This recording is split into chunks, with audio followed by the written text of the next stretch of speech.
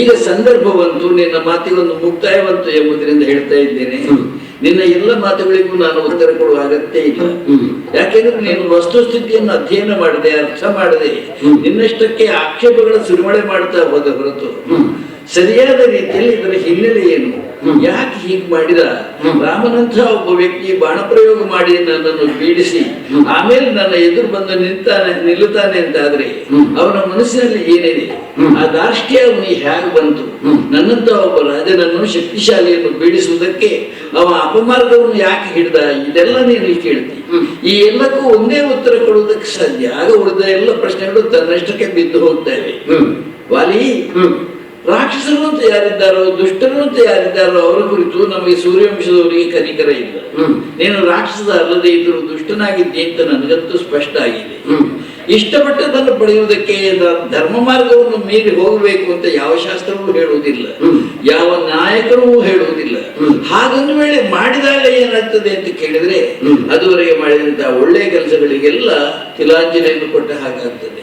ನೀನು ವೀರನಿದ್ದಿ, ಸ್ವರ್ಗದವನ ಮಗನಿದ್ದಿ, ಭೂಲೋಕದಲ್ಲಿ ಎಲ್ಲೆಲ್ಲ ವೀರರಿದ್ದಾರೋ ಅವರೆಲ್ಲರ ಮುಂಭಾಗದಲ್ಲೂ ಹೋಗಿ ನಿಂತು ಏನ್ ನಿಮ್ಮ ಪರಾಕ್ರಮ ನೋಡೋಣ ಅಂತ ನಿನ್ನ ಕುತ್ತಿಗೆಯ ಮಾಲೆಯನ್ನು ತೋರಿಸಿಕೊಂಡು ಒಮ್ಮೆ ಅಟ್ಟಹಾಸ ಮಾಡುವವನಾಗಿದ್ದಿ.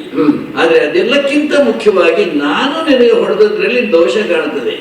ನಾನು ನನ್ನ ವಂಶದ ಗೌರವವನ್ನು, ನಿನ್ನ ಯೋಗ್ಯತೆಯನ್ನು ತಿಳ್ಕೊಂಡು ಬಾಣ ಪ್ರಯೋಗ ಮಾಡಿದ್ದೇನೆ ಹೊರತು ನಿನಗೆ ಬಾಣದ ಮೂಲಕ ಉಂಟಾಗಬೇಕಾದಂತ ಶಾಸ್ತಿ ಏನಿದೆಯೋ ಅದನ್ನು ಮಾಡುವುದು ಕರ್ತವ್ಯ ಅಂತ ಮಾಡಿದ್ದೇನೆ.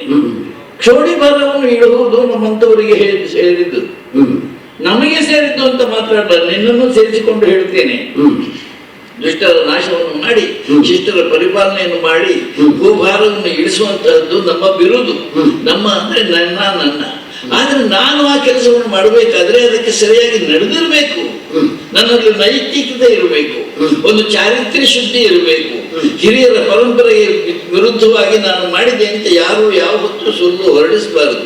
ಆ ರೀತಿಯಲ್ಲಿದ್ದಾಗ ಸರಿಯಾಗ್ತದೆ. ಅದೇ ನಿನ್ನೂ ಅನ್ವಯಿಸುವಾಗ ನೀನೇನು ಮಾಡಿದ್ದಿ, ನಿನ್ನನ್ನು ಹೊಡೆಯುವುದಕ್ಕೆ ನಾನು ಮನಸ್ಸು ಯಾಕೆ ಮಾಡಿದೆ, ನನ್ನಲ್ಲಿರ್ಬೇಕಾದಂತ ಒಳ್ಳೆ ಗುಣ, ಅರಸನಲ್ಲಿರ್ಬೇಕಂತ ಒಳ್ಳೆ ಗುಣ ಅದು ನಿನ್ನಲ್ಲಿ ಇತ್ತೇ ಇಲ್ವೇ ಅಂತ ನೀನು ವಿಮರ್ಶೆ ಮಾಡಬೇಕಾಗ್ತದೆ. ನಾನು ಹೇಳ್ತೇನೆ, ನಿನ್ನಲ್ಲಿ ಆ ಗುಣ ಇರ್ಲಿಲ್ಲ. ನಾನು ಪರಾಕ್ರಮಶಾಲಿ, ಕರೆದರೆ ಯುದ್ಧಕ್ಕೆ ಬರ್ತಿದ್ದೆ, ನಿನ್ನ ಸೀತೆಯನ್ನು ಕೊಡಿಸ್ತಿದ್ದೆ, ನಾನು ಯಾರಿಗೂ ತಪ್ಪಲಿಲ್ಲ, ನಿಮ್ಮವನೇ ಹೆಂಗಸರಿಗೆ ಅನ್ಯಾಯ ಮಾಡ್ಲಿಲ್ಲಲ್ಲ. ಇದನ್ನೆಲ್ಲ ಹೇಳೋ ನಿನ್ನಲ್ಲಿ ನಾನು ಕೇಳ್ತೇನೆ, ನಮ್ಮ ಹೆಂಗಸರಿಗೆ ನೀನು ಅನ್ಯಾಯ ಮಾಡ್ಲಿಲ್ಲ, ನಿನ್ನ ಮನೆ ಹೆಂಗಸರಿಗೆ ಏನು ಮಾಡಿದೆ ನೀನು? ಪ್ರಶ್ನೆ ಅದು. ನ್ಯಾಯವೇ ನೀವು ಮಾಡಿದ್ದು. ನ್ಯಾಯ ಮಾರ್ಗ ಅಂತ ಏನಿದೆಯೋ ಅದು ಲೋಕದಲ್ಲಿ ಅತ್ಯಂತ ಶ್ರೇಷ್ಠವಾದ್ದು. ವಿಮರ್ಶೆಯನ್ನು ಮಾಡಿದಾಗ ನ್ಯಾಯ ಮಾರ್ಗದಲ್ಲಿ ಯಾರು ಮಾತಾಡ್ತಾನೋ, ಯಾರು ನ್ಯಾಯ ಮಾರ್ಗದಲ್ಲಿ ವಿವೇಚನೆಯನ್ನು ಮಾಡ್ತಾನೋ ಅವನಿಗೆ ಪ್ರಪಂಚದಲ್ಲಿ ಪ್ರತ್ಯೇಕವಾದಂತಹ ಸಭ್ಯತೆಯ ಸ್ಥಾನ ಇದೆ. ವಾಲೆ, ನಿನ್ನಂತಹ ಮಹಾಪರಾಕ್ರಮಶಾಲಿ ಈ ಲೋಕದಲ್ಲಿ ಚಾರಿತ್ರ್ಯವಂತನಾಗಿ ಬದುಕಿದ್ರೆ ನಿನಗೆ ಸ್ವರ್ಗ ಏನು, ಗಂಧರ್ವ ಲೋಕ ಏನು, ಎಲ್ಲವನ್ನು ಗೆದ್ದ ಕೀರ್ತಿ ಬರುವುದಕ್ಕೆ ಸಾಧ್ಯ. ಎಲ್ಲವನ್ನು ಗೆದ್ದಂತ ನೀನು ಸದ್ಯ ಪತನ ಹೊಂದಿದ್ದನ್ನು ನೀನು ಮರೆತಿದ್ದಿ. ಚಾರಿತ್ರ್ಯವಂತನ ಅಂತ ನೀನು ಚಾರಿತ್ರ್ಯವನ್ನು ಉಳಿಸಿಕೊಂಡಿದ್ದೀಯ ಹೇಳು. ಯಾಕೆ ನಾನು ಹೇಳ್ತೇನೆ ಅಂತಂದ್ರೆ, ಒಂದು ಕಾಲದಲ್ಲಿ ನಿನ್ನ ಸ್ಥಿತಿ ಹೇಗಿತ್ತು, ನಿನ್ನದಾದ ಈ ರಾಜ್ಯಕ್ಕೆ ಅನ್ಯಾಯವನ್ನು ಮಾಡುವಂತ ಹೆಣ್ಣುಗಳ ಮೇಲೆ ಕೈ ಮಾಡುವಂತವರಿಗೆ ಪ್ರವೇಶ ಇರಲಿಲ್ಲ.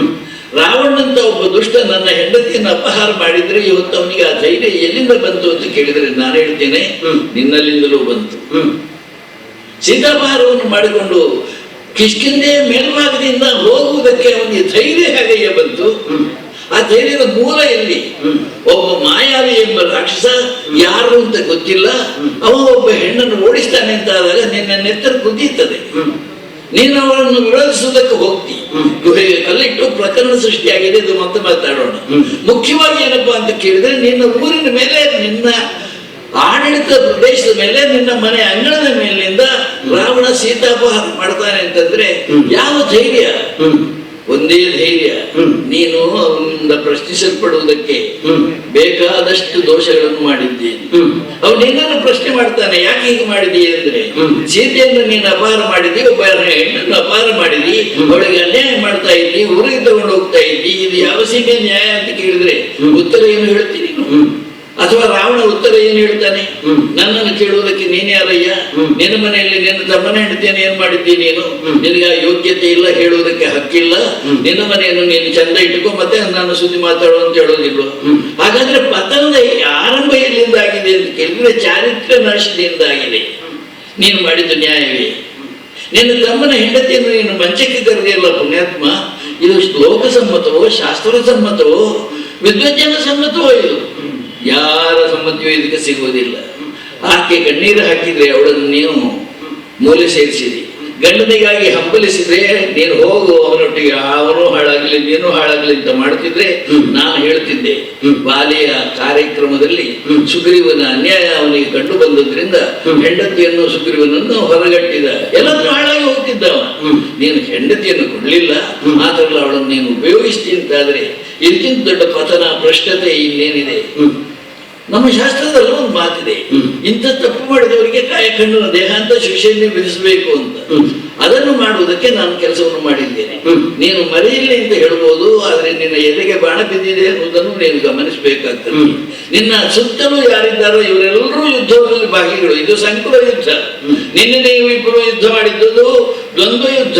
ಅಲ್ಲಿ ನಾನೇನಾದ್ರೂ ಬಾಣ ಪ್ರಯೋಗ ಮಾಡ್ತಾ ಇದ್ರೆ ಅದು ಅಪರಾಧ ಆಗ್ತಾ ಇತ್ತೇನು? ಅದು ಪ್ರಶ್ನೆಗೆ ವಿಷಯ ಆಗ್ತಾ ಇತ್ತೇನು? ಈಗ ಹಾಗಿಲ್ಲ. ಈ ಸಂಕುಲ ಯುದ್ಧದಲ್ಲಿ ಯಾರು ಯಾವ ದಿಕ್ಕಿಂದ ಯಾರ ಮೇಲಾದ್ರೂ ಬಾಣ ಪ್ರಯೋಗ ಮಾಡಬಹುದು, ಆಕ್ರಮಣ ಮಾಡಬಹುದು. ಯಾಕಂದ್ರೆ ಗುಂಪಿನ ಯುದ್ಧ ಅದು. ಅಂತ ಸಂಕುಲ ಯುದ್ಧ ನಡೆದದ್ರಿಂದ ಆ ಯುದ್ಧದಲ್ಲಿ ಬಾಣ ಪ್ರಯೋಗ ಮಾಡುವುದಕ್ಕೆ ನನಗೆ ಅನುಕೂಲ ಆಯಿತು. ಅದು ದೋಷ ಅಂತ ನನಗೆ ಅನಿಸಲಿಲ್ಲ. ಆದ್ದರಿಂದ ನಾನು ಹೇಳ್ತೀನಿ, ನೀನು ಮಾಡಿದ್ದು ಸರಿ ಇಲ್ಲ, ಅದಕ್ಕೆ ಶಿಕ್ಷೆ ಆಗ್ಬೇಕಾಗಿತ್ತು.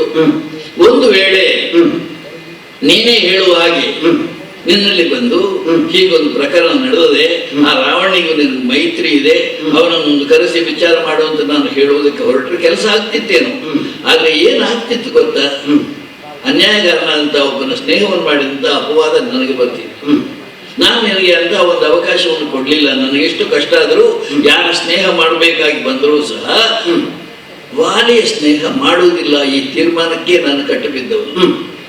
ಆದ್ದರಿಂದ ಹೇಯ ಕಾರ್ಯವನ್ನು ಮಾಡಿದ್ರಿಂದ ನಿನಗೆ ದೋಷ ತಟ್ಟಿದೆ, ಅದಕ್ಕಾಗಿ ಕಾಯಖಂಡನ ಮಾಡಿದ್ದೇನೆ. ಇಷ್ಟು ವಿಷಯ ಹೇಳಿದ್ದೇನೆ.